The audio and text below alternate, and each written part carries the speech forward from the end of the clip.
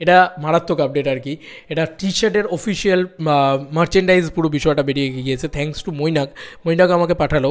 বংমেড এটা কিন্তু ওদের অফিসিয়াল পেজ bongmade.com, এখানে কিন্তু তোমরা গিয়ে করতে পারো। তারা দেব এন্টারটেনমেন্ট ভেঞ্চার্স এবং সুরিতা ফিল্মসকে ট্যাগ করে এই জিনিসটা ছেড়ে দিয়েছে। কি দেওয়া হয়েছে? সর্দারের অ্যাটিটিউড, বংমেডের মেজাজে we are thrilled to be the official merchandise partner of Khadaan. আপনার পছন্দের টি শার্ট অর্ডার করুন bongmade.com থেকে। #bongmade, #খাদান, #মার্চেন্ডাইজ পার্টনার ইত্যাদি করে দেওয়া হয়েছে। এই যে বংমেড, এটা তাদের পেজ, আমি তোমাদেরকে একটু দেখিয়ে দিই। এই যে এটা তাদের পেজ এবং এইটা তাদের পেজ। প্লিজ তোমরা গিয়ে যদি খাদানের টি শার্ট কেউ চাও অবশ্যই তারা মানে নিয়ে নিতে পারো। আমার এটা টি শার্ট আগে থেকেই আসছিলো, এটা আমরা শুনতেই পাচ্ছিলাম, কিন্তু এইবার কিন্তু একদম মানে অফিসিয়াল মার্চেন্ডাইজ ইত্যাদি করে একদম প্রপারলি আসছে আর কি। এবার যারা নিতে চাও তারা নিয়ে নিতে পারো, দেখে নিতে পারো আর কি। বেশ ইন্টারেস্টিং হবে, কিন্তু ইন্ডিয়া থেকেও নিতে পারো। আমি জানি না বাংলাদেশে এটা কোনোভাবে অ্যাভেলেবেল, আমার মনে হয় বাংলাদেশে অ্যাভেলেবেল হবে না, ইন্ডিয়াতেই অ্যাভেলেবেল হবে। তো মানে ইন্ডিয়া থেকে সবাই নিতে পারো আর কি। কাছাকাছি যারা রয়েছে, বিশেষ করে কলকাতার ভিতরে যারা রয়েছে, আশা করি সুন্দরভাবে নিয়ে নিতে পারো। দেবদা অলরেডি নিজে আমাদেরকে একটা দুর্দান্ত আপডেট দিয়েছে।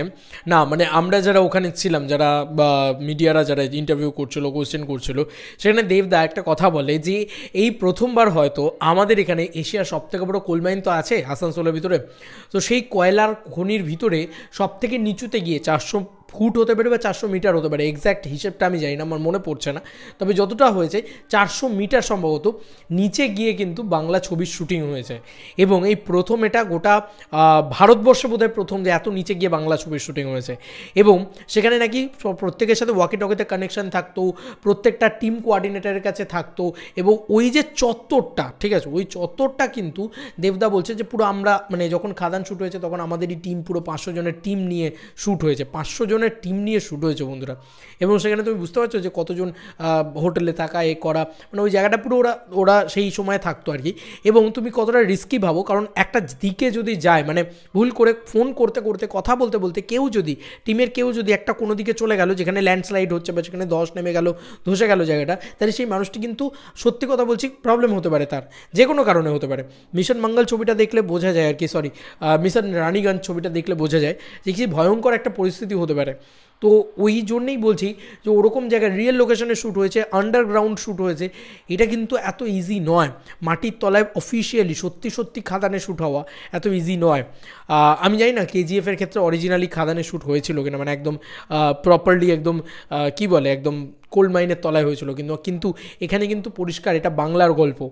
এবং এখানে পরিষ্কার যে এই যে খাদান, এই গল্পটা মানে অ্যাকচুয়ালি ওই এরিয়াটার ওই ডায়লগগুলো বলো এই বলো প্রতিটা জিনিস, এবং এখন অবধি কিন্তু সেগুলোর কোনো ঝলকই আমরা দেখতে পাইনি। আমার মনে হয় সিনেমার জন্যই পুরোটাকে তুলে রাখা হচ্ছে, ওই ঝলকগুলো আমরা সেখানে দেখতে পাবো।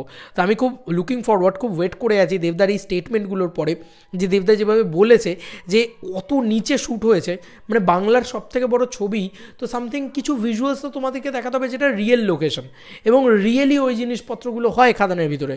তো সেখানে যে মানুষগুলো কাজ করেছেন, এত মানুষের এত পরিশ্রম রয়েছে, সবসময় ওয়াকিটকিতে কথা হচ্ছে যে এদিকে যাওয়া যাবে না, ওদিকে যাওয়া যাবে না, কারণ যেদিকেই যাও না কেন একটা জায়গায় সীমিতবদ্ধ অবস্থায় কাজ করবে। এবং দেবদা বলল টাচুট যে আমরা ঠিকঠাকভাবে শুটিং করে ফিরে আসতে পেরেছি, কারণ খুবই রিস্কি জায়গা ছিল। আমরা সবসময় জানি খাদানের ভিতরে খুব ধস নামে, মানে যেখানে যা বাড়ি ঘরদোর আছে সেখানে খুব ধস নেমে যায়, দুম করে হয়ে যায়, সেই জিনিসপত্রগুলো কিন্তু হয়।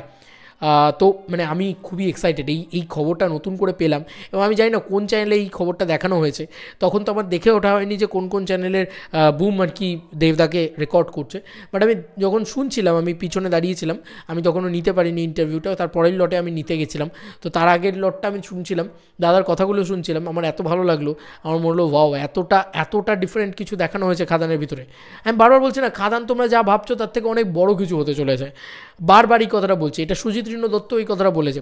জাস্ট মানে হলে যাবে তোমরা মস্তি পেয়ে যাবে, কি বড় হবে কি ছোট হবে আমি জানি না, আমি শুধু বলছি তোমরা মস্তি পেয়ে যাবে।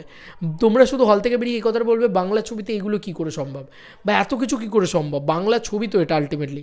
সেখানে দাঁড়িয়ে এত কম বাজেটে এমন কিছু অ্যাচিভ করা গেছে, তুমি বলো না হায়রে বিয়ে গানটা দেখলেই তো আমরা বুঝতে পারি সেটা, মানে যেভাবে ফায়ারিং হচ্ছে, যে লোকেশনে যতজনের কস্টিউম, অতজনের গান, নাচ ইত্যাদি সব মিলিয়ে একটা বেশ একটা মানে কী বলবো তামঝাম ব্যাপার আর কি, বুঝলে তো। তোমাদের আর কি মতামত এই ভিডিওটাকে নিয়ে জানিও কমেন্ট সেকশনে। চলো বন্ধুরা, নতুন কোনো ভিডিওতে দেখা হবে, বাই।